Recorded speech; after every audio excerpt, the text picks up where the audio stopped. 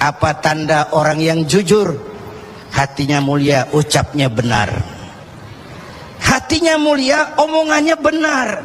Tidak pepat di luar, pancung di dalam. Menjegal kawan seiring, manis jika berhadapan, balik belakang lain bicara. Tiap hari kita ngadepin topeng. Topeng yang berkelip. Ini mukanya apa bukan sih? Ini omongannya apa cuma sekedar sebuah misi? Dan seterusnya. Pantas kalau satu saat seorang biang preman, mbahnya preman, datang menghadap baginda Nabi, dapat hidayah dia. Ya Rasulullah, saya mau masuk Islam, boleh enggak? Oh boleh. Mengucap syahadat. Selesai mengucap syahadat, dia bilang lagi, ya Rasul, saya kan sekarang sudah masuk Islam. Baik. Saya cinta Islam. Alhamdulillah. Saya cinta Anda ya Rasul. Bagus itu. Cuman saya juga cinta dosa. Ini aneh orang ini. Preman tadi ya. Saya cinta Tuhan ya Rasul. Saya cinta Islam. Saya juga cinta dosa. Saya belum bisa tinggalin di dosa. Saya suka judi, suka mabuk, suka zina. Marah baginda Rasul dengar ini. Enggak, beliau senyum. Senyum. Orang yang tegasnya amar ma'ruf nahi munkar itu jangan masang muka kuburan. Manyun, muka ditekuk, jangan. Senyum. Lalu beliau bilang, lah Pak Sebi, nggak apa-apa dah. Cuman begini, Mas. Dari Jawa premannya waktu itu. Kamu suka mabuk? Hobi. Kamu suka zina? Go. Di mana-mana ada langganan. Kamu suka nyolong? Iya. Oke, gini. Saya cuma minta, mau nggak kamu mulai hari ini janji sama saya? Apa ya Rasul? Jangan bohong. Hal tu'ahiduni ala tarkil kadzib?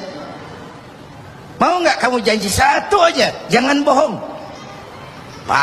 Saya kira apaan kali ya Rasul? Kalau itu mah kecil. Sanggup? Sanggup.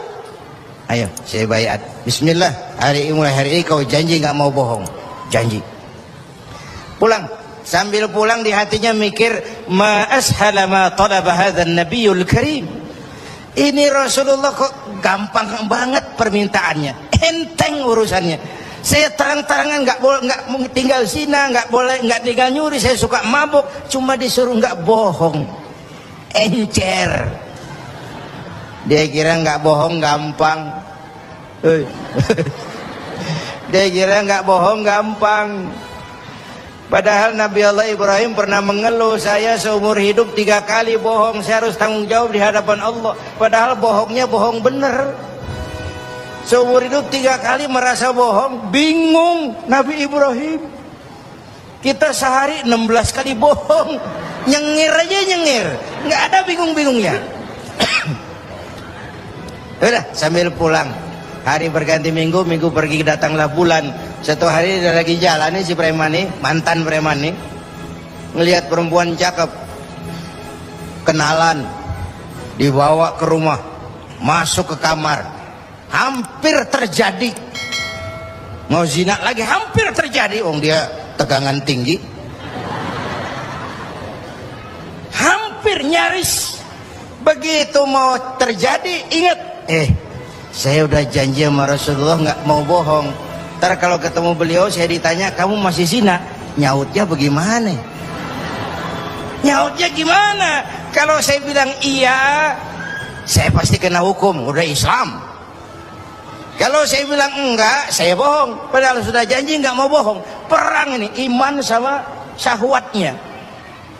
Kata syahwatnya, udah sikat. Kata imannya, pikirin dulu, lu udah janji lo. Perang. Akhirnya imannya menang. Dia bilang sama tuh perempuan, Mbak Yu, Mbak Yu, Nun sewu Mbak Yu, ndak jadi. Loh, ndak jadi piye to Mas? Ya wis pokoknya ndak jadi.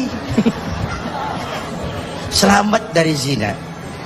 Lain hari mau mencuri, sudah madda yadahu, tangannya udah dijulurin. Ingat lagi ntar kalau ketemu Nabi ditanya, lo masih nyolong nggak? Gimana nyautnya? Tiap kali mau berbuat jahat, tiap ingat janjinya. Tiap ingat janjinya terhindar dari perbuatan jahat. Paling akhir dia datang menghadap Nabi, ya Rasul, apa? Sadaqta ya Rasul, Anda benar ya Rasul.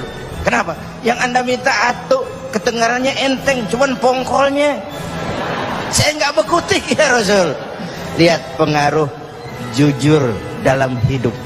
Kiai, mohon maaf kalau saya potong jawaban jujur Kiai ini. Nah, bagaimana dengan sifat dari hakim-hakim kita dalam memutuskan ini, Kiai? Ya, kita berharap mudah-mudahan mereka jujur. Perkara apa ini harapan hampa itu soal nanti lah.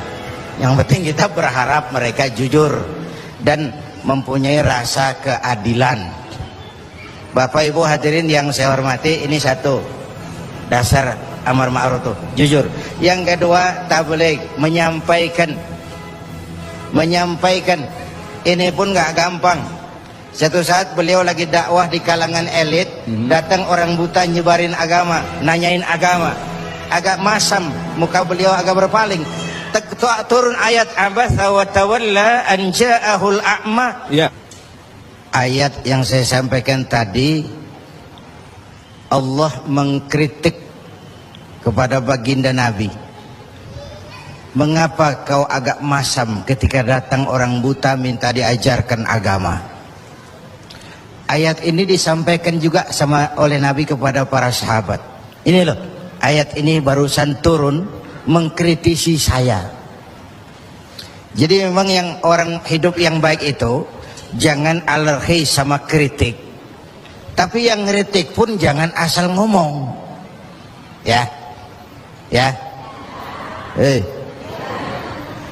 Orang jangan alergi sama yang namanya kritik, karena kritik itu yang sering membuat kita berpikir. Dikritik yang membuat kita dewasa. Dikritik yang membuat kita jadi bijaksana. Pujian sering jadi racun. Walaupun sementara kita senang. Ibu cantik lah Bu. Wah, mekar hidungnya. Tapi itu sering jadi racun. Kritik yang membuat kita berpikir, kritik yang membuat kita dewasa, kritik yang membuat kita jadi bijak. Tapi yang ngeritik pun jangan asal ngejeblos. Saudara hadirin yang saya hormati, kita nggak bisa ngukur baju kita pakai badan orang lain. Ini tolong, ini bahasa bersayap. Jangan ngukur baju kita pakai badan orang lain. Nggak sedang, ya, nggak sedang. Orang sering berada dalam sebuah situasi yang tidak semudah kita. Makanya Luqmanul Hakim pernah bilang sama anaknya, "Nak, kita nih kalau nggak punya prinsip bakal serba salah." Kok gitu Pak? Ayo kita buktiin. Luqman keluar sama anaknya bawa seekor keledai. Keledai kecil, dituntun berdua. Lewat di tengah orang pada ngomong, anak sama bapak sama gobloknya. Bawa keledai bukan ditaikin, dituntun. Tolol. Nah, kamu dengar nak? Iya, sekali kita salah. Sekarang gimana Pak? Bapak yang naik, kamu jalan. Jalan, lewat lagi di tempat orang ngomong lagi, bapak kagak tahu diri. Enak-enakan di atas keledai, anaknya disuruh jalan, tega sama anaknya. Kau dengar nak? Iya, 2 kali kita salah. Habis sekarang gimana Pak? Kamu yang naik, bapak jalan. Lewat lagi orang teriak lagi, anak durhaka. Bapaknya disuruh jalan, dia enak-enakan. Dengar nak? Iya Pak, 3 kali kita salah. Sekarang gimana Pak? Kita naikin berdua yuk. Naik berdua. Sampai di tempat orang banyak teriak lagi, anak sama bapak samanya ini. Tidak punya peri kebinatangan. Masa keledai kecil dinaikin berdua? Kejam. Nah, terus dengar. Iya. Berapa kali kita salah? 4. Habis sekarang gimana Pak? Sekarang keledainya nyok kita gotong. Gua pengen tahu orang ngomong apa.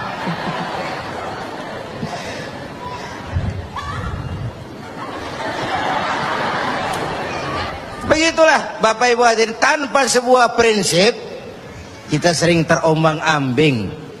Makanya kita rakyat ini kudu punya filter. Rakyat harus jadi rakyat yang cerdas. Emas pasti kuning.